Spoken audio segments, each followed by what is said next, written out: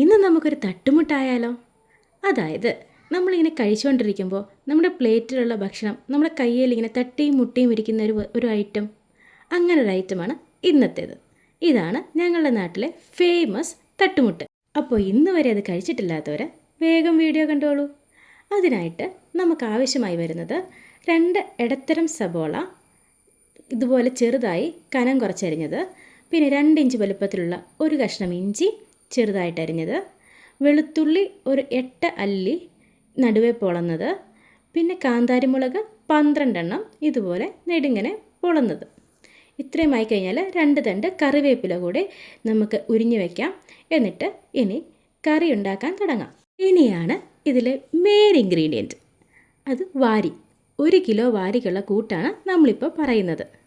ഒരു കുക്കർ സ്റ്റൗവിലേക്ക് വെച്ച് ചൂടായതിന് ശേഷം 60 ml വെളിച്ചെണ്ണ ഒഴിച്ചു കൊടുത്ത് പൊടികൾ ഒത്രയും ഇട്ട് കൊടുക്കണം.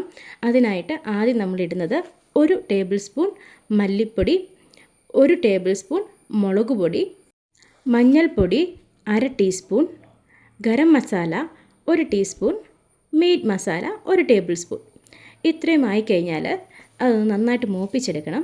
മൂത്ത് വരുന്ന സമയത്ത് നമ്മൾ അരിഞ്ഞു വെച്ചിരിക്കുന്ന ഇഞ്ചി, വെളുത്തുള്ളി, കാന്താരിമുളക്, കറിവേപ്പില, സബോള ഇതെല്ലാം കൂടി അതിലേക്ക് ഇട്ട് കൊടുത്ത് ഒന്ന് മൂപ്പിച്ചെടുക്കണം, ഒന്ന് വഴട്ടിയെടുക്കണം. ഇത് ഒരുപാട് വഴന്ന് അങ്ങനെ റോസ്റ്റ് ആകുമൊന്നും വേണ്ട, ബ്രൗൺ കളറിലേക്കൊന്നും വരണ്ട. ജസ്റ്റ് ഒന്ന് വാടുന്ന സമയത്ത് അതിലേക്ക് ഉപ്പും കൂടി ഇട്ട് കൊടുത്തു, നമ്മുടെ ആവശ്യത്തിന് ഉപ്പും ഇട്ട് കൊടുത്ത് വിനാഗിരി 1 ടേബിൾ സ്പൂൺ ഒഴിച്ചു കൊടുത്തതിന് ശേഷം ഒന്നുകൂടി ഒന്ന് ഇളക്കി ഈ ഒരു പരുവത്തിലേ എത്തിയിട്ടുള്ളൂ. ആ സമയത്ത് നമ്മൾ കഴുകി വൃത്തിയാക്കി വെച്ചിരിക്കുന്ന വാരിയും കൂടെ അതിലേക്ക് ഇട്ട് കൊടുത്തു. ഇനി അതൊന്ന് ഇളക്കി ഒന്ന് യോജിപ്പിച്ച് അതിലെ മസാലകളെല്ലാം എല്ലായിടത്തും ആയി എന്ന് ഉറപ്പ് വരുത്തിയതിന് ശേഷം ഹൈ ഫ്ലെയിമിലിരിക്കുന്ന കുക്കർ ഒന്ന് അടച്ച് വെച്ച് 1 വിസിൽ വരുന്നിടം വരെ വെയിറ്റ് ചെയ്യുക. 1 വിസിൽ വന്നതിന് ശേഷം ഒരു അരമണിക്കൂർ സിമ്മിൽ, ഫ്ലെയിം കുറച്ച് വെച്ച് സിമ്മിൽ അരമണിക്കൂർ കൂടി ഒന്ന് വേവിച്ചെടുത്ത് കഴിഞ്ഞാൽ നമ്മുടെ തട്ടുമുട്ടിനുള്ള വാരി റെഡി ആയിട്ടുണ്ട്. ഇനി കുക്കർ തുറക്കുന്ന സമയത്ത് അതിലൊരുപാട് വെള്ളം ഉണ്ടെങ്കിൽ അതൊന്ന് വറ്റിച്ചും കൂടെ വെക്കണം. ഇനി ആവശ്യമായത് കപ്പയാണ്. 1 കിലോ വാരിക്ക് 2 കിലോ പച്ചക്കപ്പയാണ് എടുക്കുന്നത്. അത് ഇതുപോലെ ചെറുതായിട്ടൊന്ന് ഞുറുക്കിയെടുത്ത് ഒരു ചെരുവത്തിലോ കുക്കറിലോ വേവിച്ചെടുക്കണം. വെന്തതിന് ശേഷം അതിലേക്ക് അരപ്പിട്ട് കൊടുക്കണം, നമ്മൾ സാധാരണ പച്ചക്കപ്പ വേവിക്കുന്നത് പോലെ തന്നെ. എന്നിട്ട് അതിനാവശ്യമായ അരപ്പെന്ന് പറയുന്നത് മഞ്ഞൾപ്പൊടിയും പിന്നെ തേങ്ങയും കൂടിയാണ്. അത് ചെറുതായിട്ട് ഒന്ന് അടിച്ചിട്ട് വെന്ത് വന്നിരിക്കുന്ന കപ്പയിലേക്ക് ഇട്ട് കൊടുത്ത് ആവശ്യത്തിനുള്ള ഉപ്പും ചേർത്ത് കൊടുത്തതിന് ശേഷം നമ്മൾ വേവിച്ച് വെച്ചിരിക്കുന്ന വാരി കൂടെ ചേർത്ത് ഒന്ന് മുഴുവനായിട്ടൊന്ന് മിക്സ് ചെയ്യണം. ഒന്ന് ഇളക്കി നന്നായിട്ട് യോജിപ്പിക്കണം.